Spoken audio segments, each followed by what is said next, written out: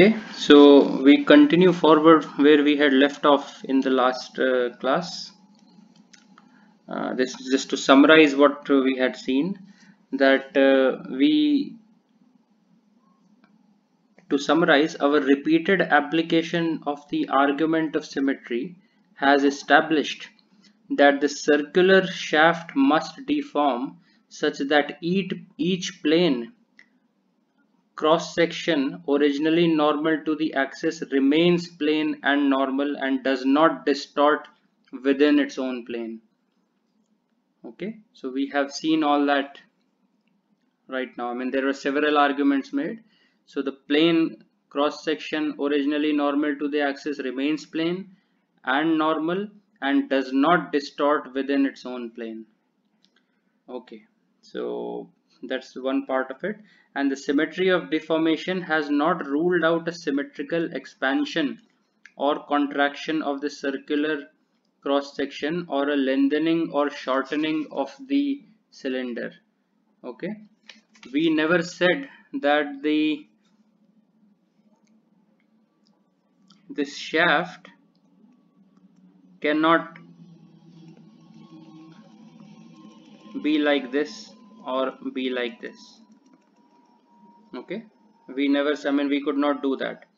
So symmetry of the deformation has not ruled out a symmetrical expansion. This is the expansion, this is the contraction of the circular cross section, or a lengthening or shortening of the cylinder. It does not seem plausible, however, that such dilatational deformations would be an important part of the deformation due to a twisting moment. Now, the word dilatation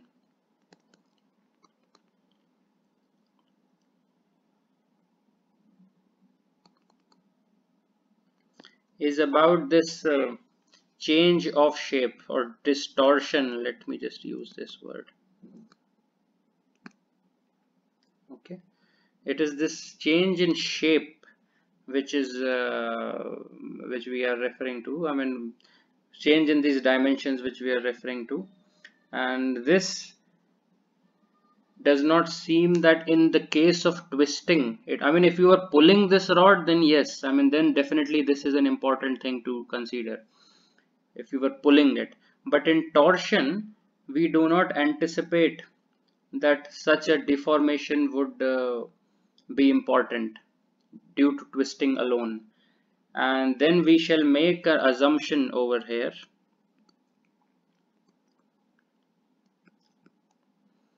that the extensional strains all vanish, meaning epsilon r, epsilon theta, epsilon z is all 0.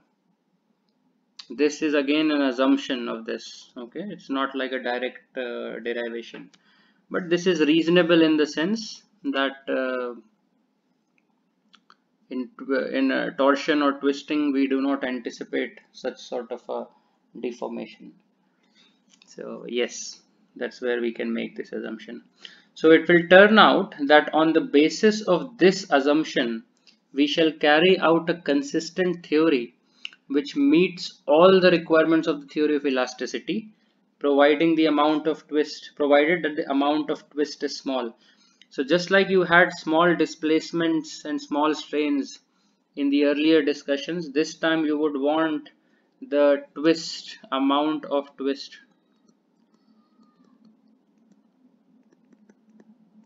to be small, and you will see how this smallness of twist plays a role in the definition of shear strain which we'll develop. So the normal strains are clearly out. Okay, so I mean, you can see that, I mean, this contraction or expansion would have caused these ER and E thetas. E's epsilon Z would have been about the extension or compression along the length. So all these are out based on our assumptions.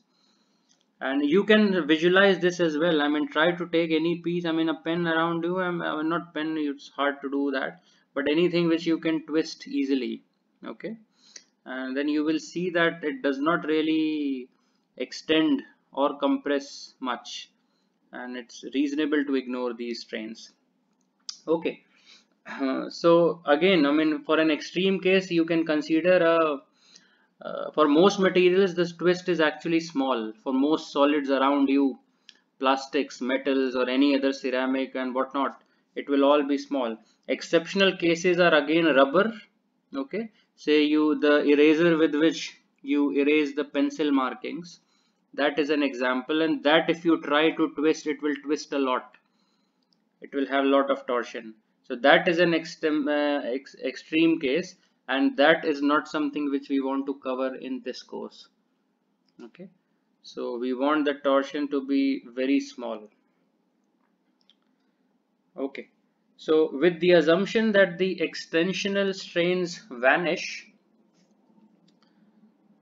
the only remaining possible mode of deformation is one in which the cross sections of the shaft remain undeformed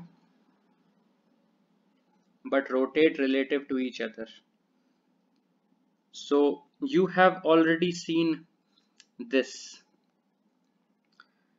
that I mean the plane sections will remain plane and the straight lines will remain straight, and so and so.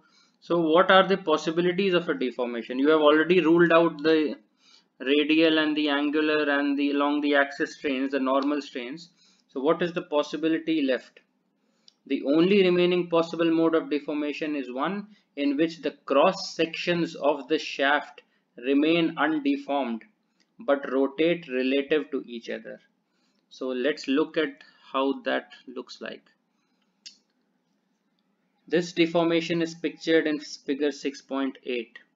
A slice of length delta z is shown just like always, okay, and before twisting. So this is before twisting situation A, and you can look at how twisting is visualized.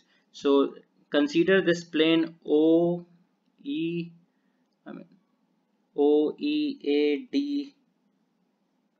and what would it be called? OEAD, and I don't know what this point is, but this particular, okay, this straight plane.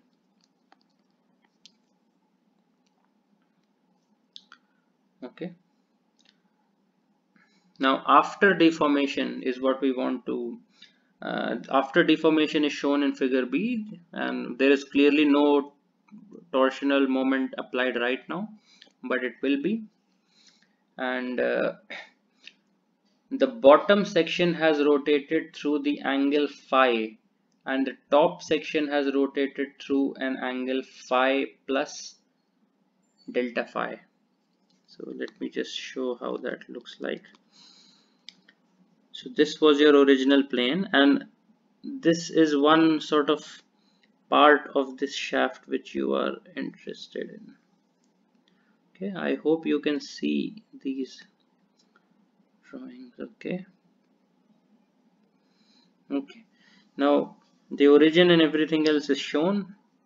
They say that the bottom part is shifted by an angle phi. So from this sort of fixed point, this face has gone by an angle phi. So H1D, which you see over here, has become H1D1. Right, this particular plane.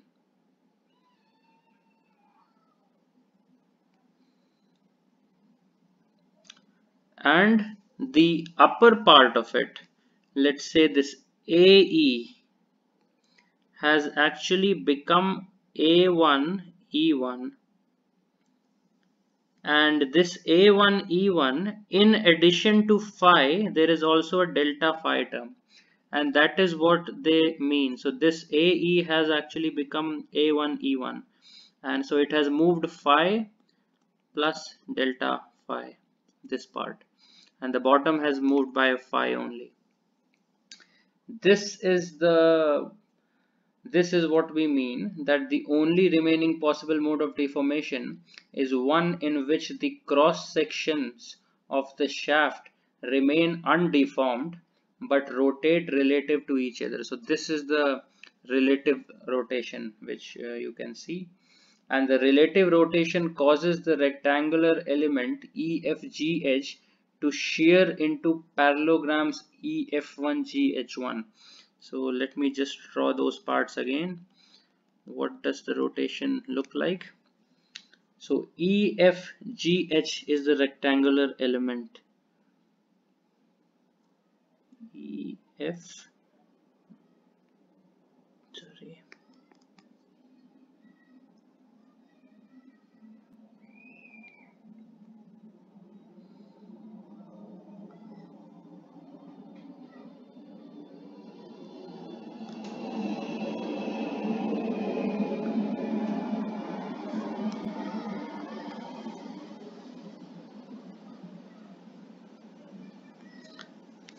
This doesn't draw very well. Yeah, touch screen is not as easy as it seems. Okay. So EFGH is the rectangular element, and we say it's a rectangular element because we are using these R, theta, Z to sort of define this. Okay, so it is a rectangular element EFGH to shear into the parallelogram. So this is a rectangular section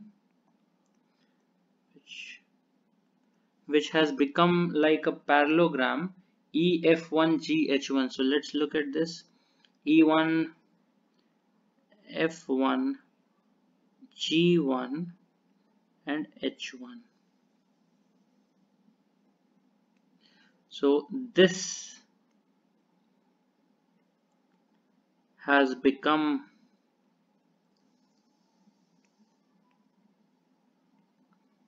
something like this, okay, or the other way around, I think.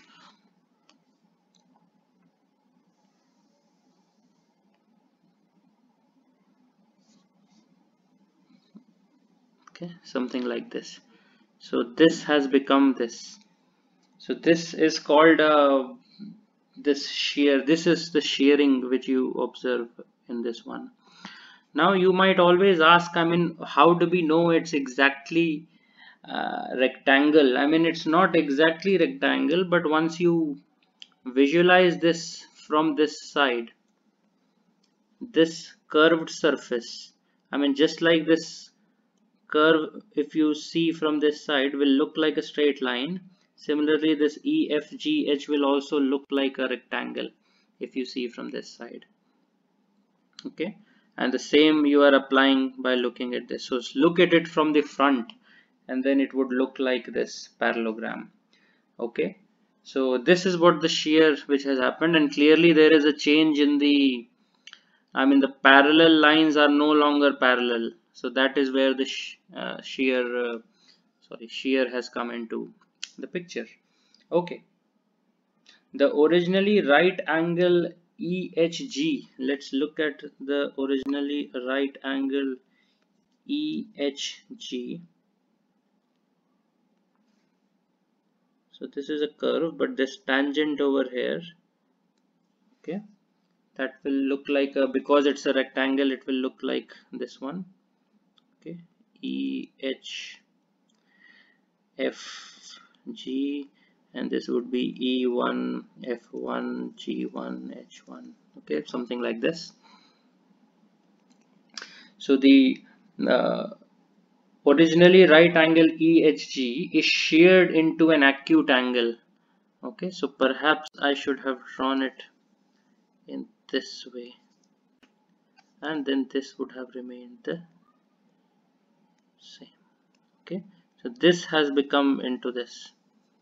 Yeah, this is a better representation. So it is E1 F1. Okay, so the originally right angle EHG is sheared into the acute angle E1 H1 G1 with reference to the R theta Z system of coordinates shown in figure 6.8a. This kind of shear deformation is denoted by the symbol gamma theta Z. Let's see why it's called gamma theta Z. Just like all times, this acts on theta, this shear is such that it acts on theta plane and in the z direction. Okay, so how would you see that? So clearly, what's the plane? I mean, the plane is this. Okay, this is the theta plane.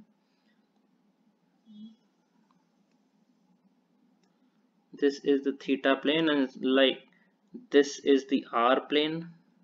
Not relevant, but just to see, this is the r plane. This is the theta plane. Okay, so clearly this strain is on the theta plane. Now let's see, why do they say that the shear, this acts in the z direction? It acts in the z direction because this happens over there. Okay,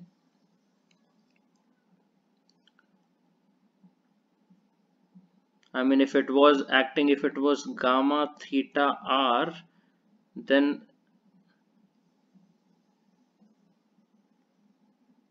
this thing would be like this. Okay, acting on the theta plane in the r direction, but it is acting on the theta plane in the z direction. Okay, the other way to visualize this is, can you see it in terms of gamma z theta also? Can you do that visualization? What's the z plane? The z plane is, say, this entire plane.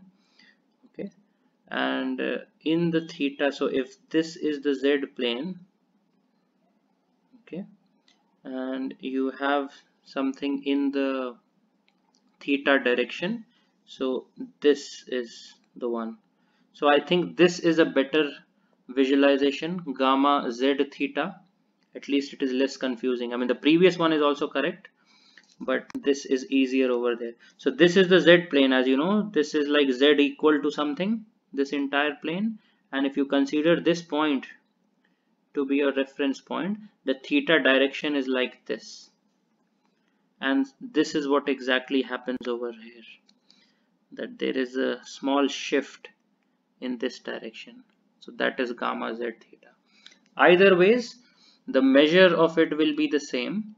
So we will write it as limit delta z tending to 0, and it would be E naught E1 divided by H1 E naught. So E naught E1 is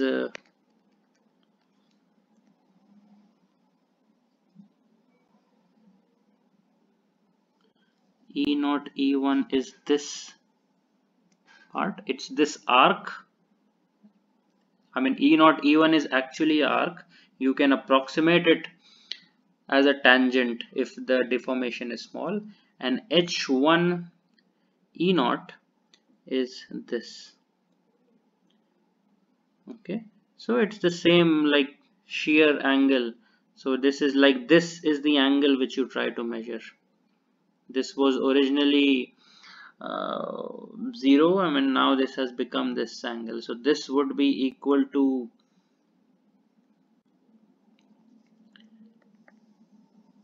limit of delta z tends to 0. So this would be equal to r into delta theta, where r is this distance. Okay, r is this distance, so r delta theta, and okay, so I mean, E1, you can also see this triangle. I mean, this perhaps is easier. E naught E1, you can look at this triangle. Okay, so that would make it r delta theta, and then you divide it by H1 E naught, and that's, I think, delta z. Okay, so this is better. Okay, so once this is done and the limits are gone, then you would have r d phi by dz. Okay, so this is what gamma theta z is, the only component of strain in which is caused by torsion or twisting. Okay, so okay, I mean it looks like a simple diagram, but that's how we have come up. So I mean in short, your triangle looks something like this: H1 E0 E1. Okay, yeah. Okay, so that's how your shear strain would look like, and we have found it out using the twist angle phi, provided phi is small. So can you now go back, read this and figure out where did the smallness of phi get used in this derivation? Why did we want the twist to be small? Why did we not want a material like rubber? So in this definition, where is that coming in? Okay, so you should definitely go back to this derivation, and go back meaning does not necessarily mean replay the video.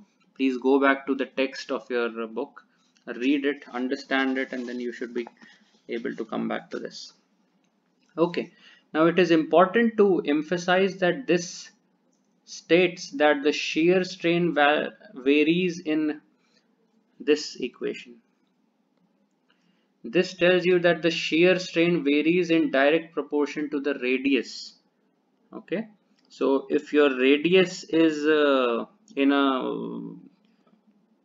circular shaft, if the radius is measured like this, so clearly, I mean, if your R is large, then you will have a large shear strain. If your R is small, it will have small shear strain. So it's a direct proportional to the radius. So as you can see, at R is equal to 0, which is the axis itself at the center of this, there is no shear strain. Okay, and similarly at the outer boundary, which is R equal to R naught, tau theta z, gamma theta z is maximum. Okay, so this particular figure shows you two places. I mean, one place is in R, the other is R naught. So this uh, element A1, B1, C1, D1, this will have the maximum shear strain, and if you are inside, then it will be less than this value. So that is directly evident by this result. Now we have already noted that each slice of delta z deforms in the same way as any other, so that we can conclude that d phi by dz is a constant. So d phi,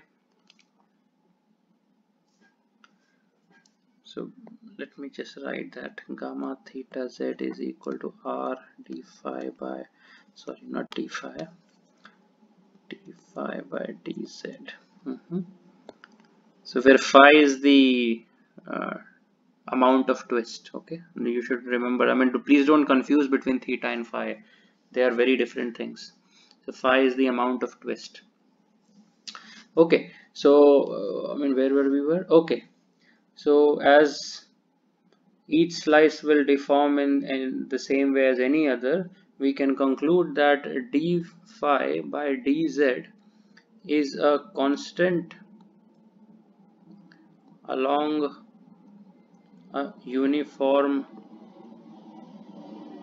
section of shaft,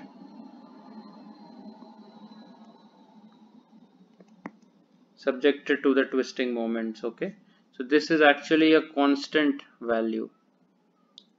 Okay, and because I mean it's all meant for delta z tending to 0, that's the reason you have a dz. So they will all deform in the exact same way. I mean, if there were two separate lengths, delta z1, delta z2, then it would have a corresponding delta phi 1 and delta phi 2. Okay, but since they have to follow the same deformation pattern, so this d phi by dz has to be the same. So this is called a twist per unit length. Twist per unit length or rate of twist. Okay.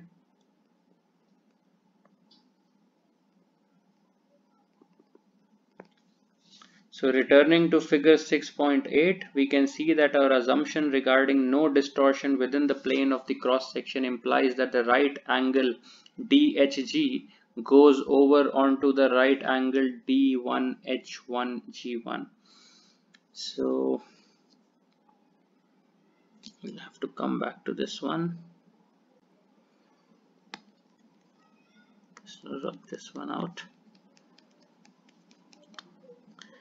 So DHG, this right angle, this 90 degree which you see over here, DHG continues to remain D1H1 G1. So this right angle, this has to remain, goes over into a right angle D1H1 G1. So this is also a right angle. So, okay. D1H1 G1. Okay. So the reason for that was, it has to continue. This is something which we have argued before, that no distortion happens within the plane. Okay. So, okay. And hence gamma r theta is equal to 0. Okay. It acts on the r equal to something plane in the theta direction.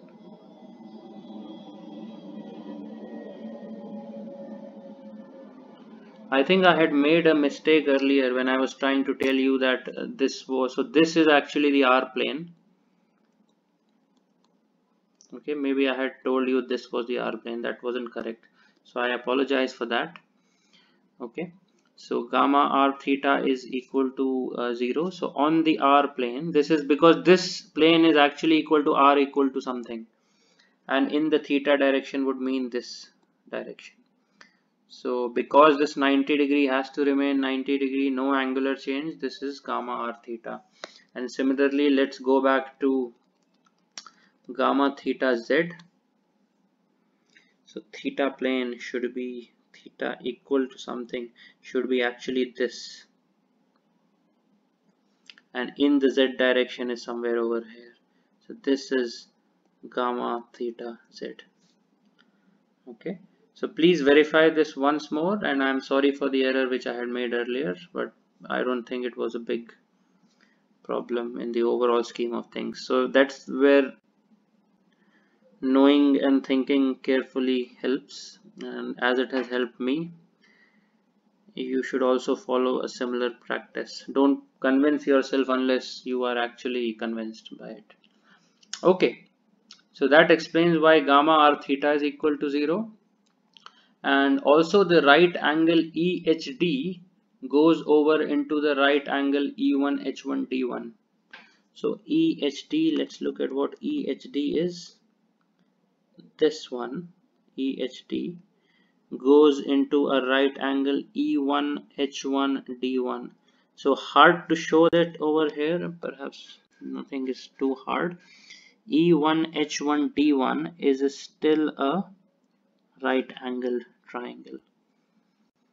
So this would be gamma RZ. Okay, in the R plane in the Z direction. So that's where this angle is there. Okay, so this angle is in the Z direction. This angle was in the theta direction. Okay, so this was in the Z direction, this is in the theta direction, 90 degree. So that makes gamma RZs equal to 0. 90 degree remains 90 degree, no change in the angle, and hence no shear strain. So thus, from the symmetry and plausible assumptions which we have made, we find out that the extensional strains are 0, and we have arrived at the following distribution of strain. So for a torsion, this is the strain which acts.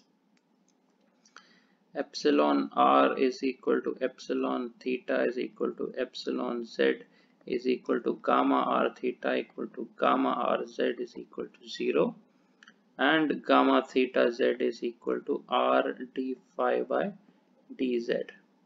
So it seems a small, only one component of strain actually exists based on the reasonings which we have done, but the effort which we have taken to arrive at is quite a lot, and I would request you to please go through the textbook once again, just so that to correct yourself if I may have overlooked something during our discussion, and if there is something, please point out to me. It would be great to discuss with you and then perhaps share it with others. Okay. So these strains were derived from the geometric compatible deformations, and you can also do this mathematically using differential equations, and that would be done in, I think, one of the problems in your book.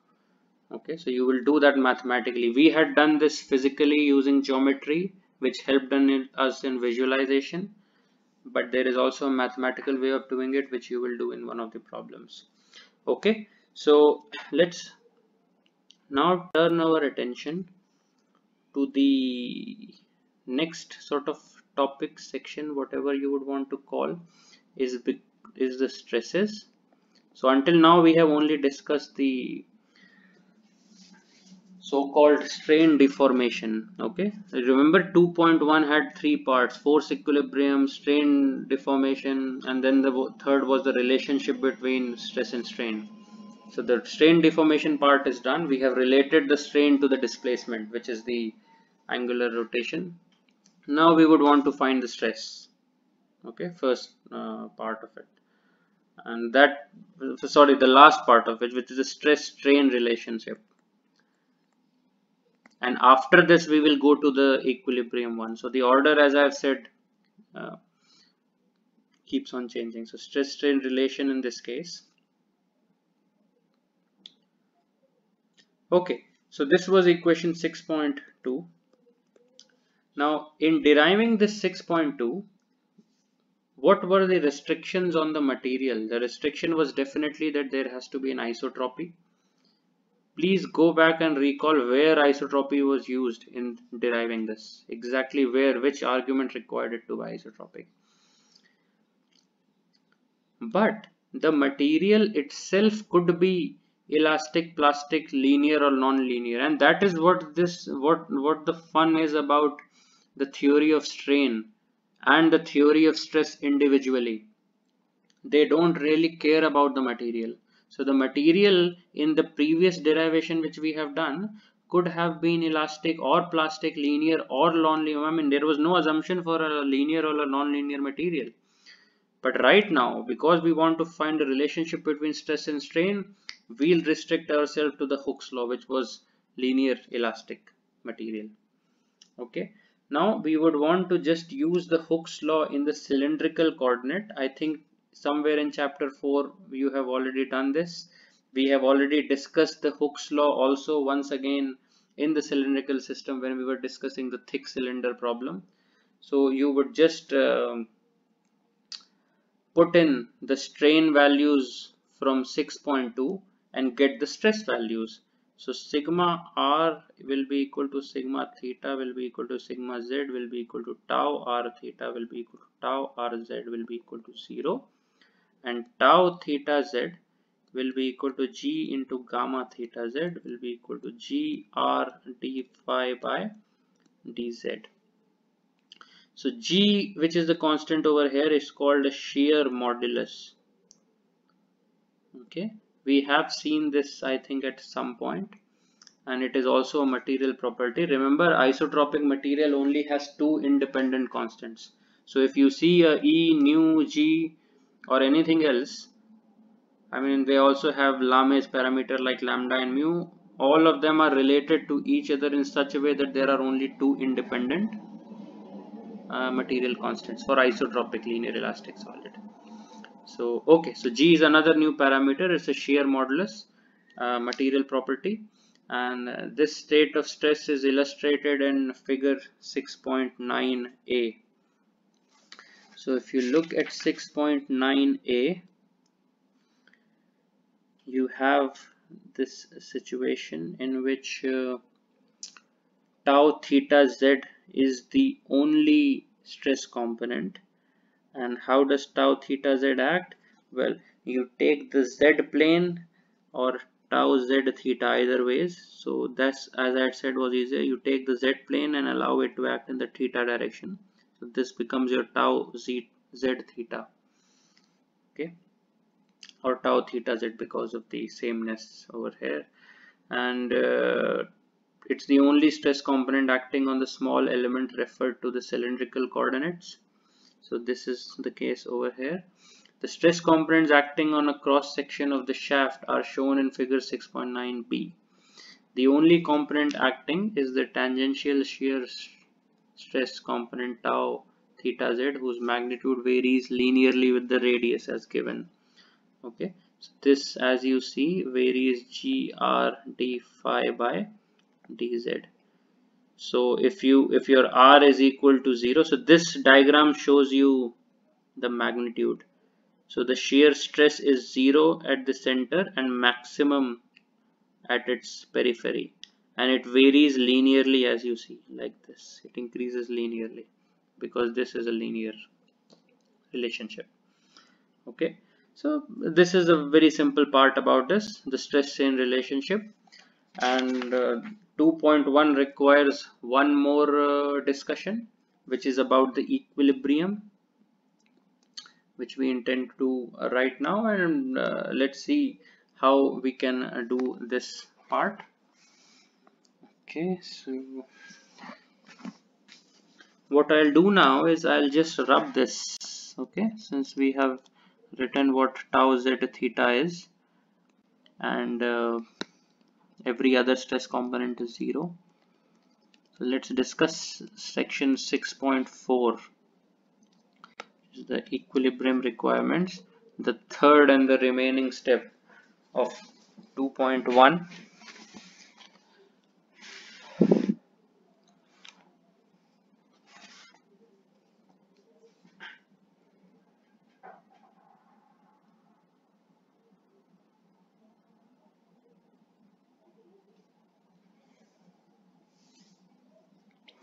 So analysis of the deformations and stress strain relations have led us to a proposal for the form of strain and stress distributions in a circular shaft subjected to torsion. Both the shear strain gamma theta z and the shear stress tau theta z are proportional to the rate of twist d phi by dz. Okay, so the shear stress depends on d phi by dz, and the shear strain somewhere, wherever we wrote it, where did we write it? Okay, over here. This also depends on d phi by dz, which is the rate of torsion. Okay, now the challenge over here is that this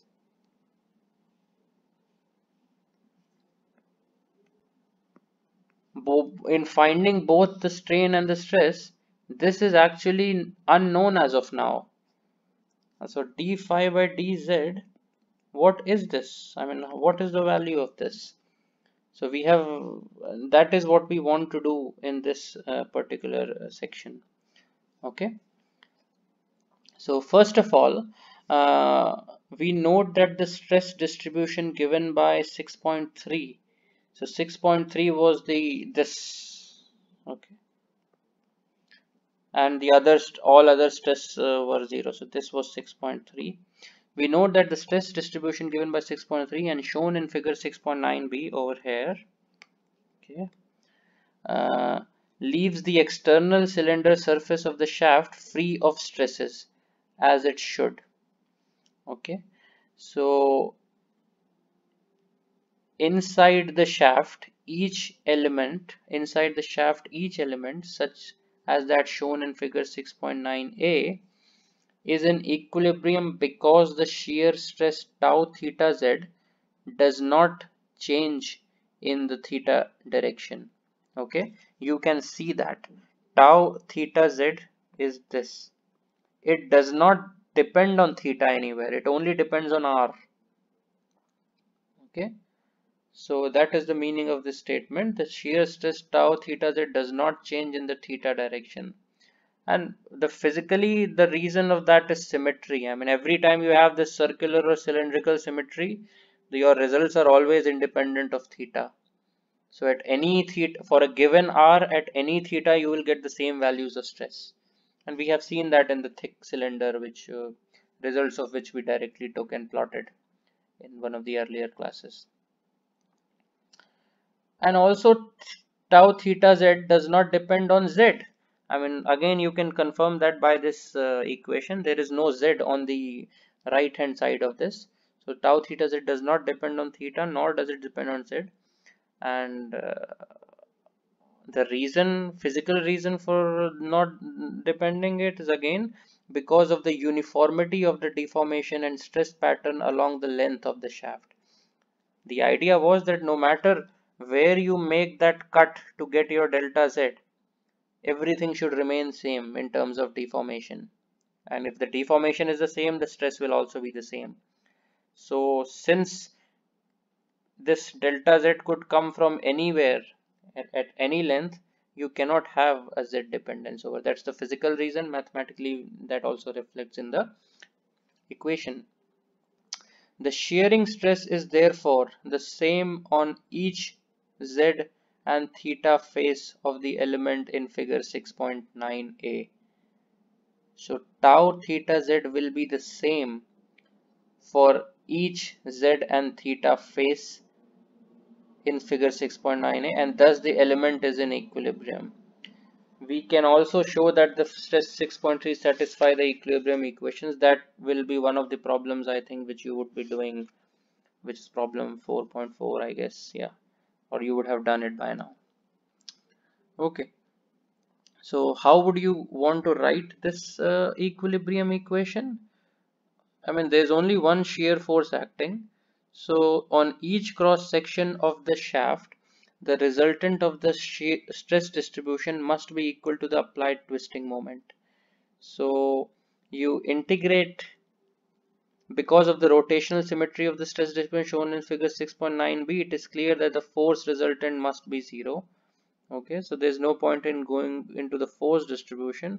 The only resultant of the stress distribution in figure 6.9b is therefore the moment. So let's see how that applies in 6.9b. So what you do is you first get hold of the force. Take tau theta z or z theta, whatever you would want to like, and then multiply by the area. This is the area which is shaded over here. That is delta A. Okay. Now, what is the lever arm of it? It's R.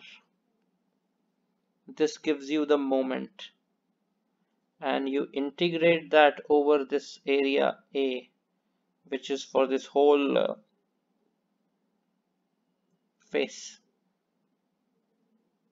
This must be equal to mt. So this is the force, this is the lever arm, and that's how you can do.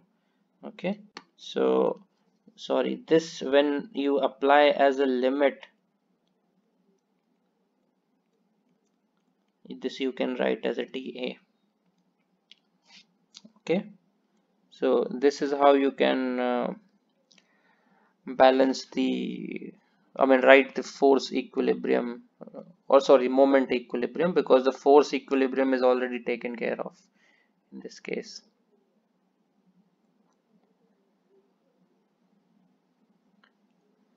So I'll repeat the statement once more. Because of the rotational symmetry of the stress distribution shown in figure 6.9b, this is the rotational symmetry.